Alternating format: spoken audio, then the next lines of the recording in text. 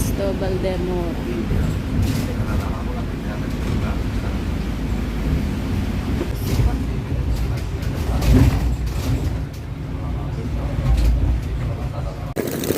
Next stop ay train naman, sasakyan ko.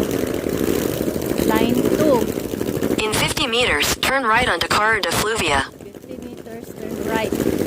Wala talaga, hindi na mawawala. Hindi ka wawala ni Google, ah. Turn right onto Carrer de Fluvia. Turn right, okay. So, eto na yung line 2. Magte-train ako. Yeah, underground. Elevator naman. May elevator at saka escalator.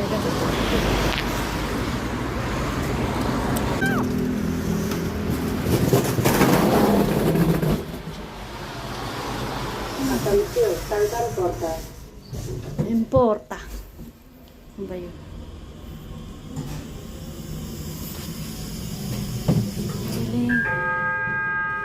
Parallel. Kasya pa ang aking ano dito.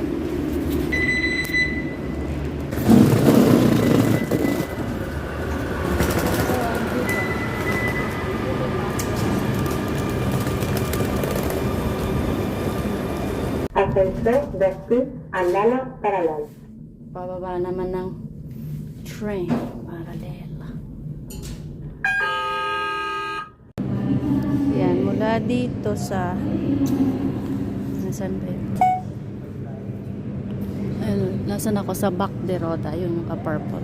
Papunta dun sa parallel, L2, the last one. Okay. Tapos dito na ako sa train. Last na sakay ko na yun. Meron 9 stop ang train. May nagtatagalog doon. May kabayan. Mga oldies.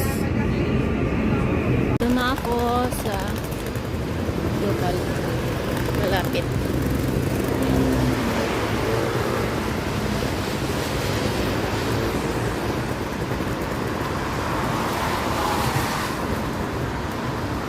Parang Korea din eh.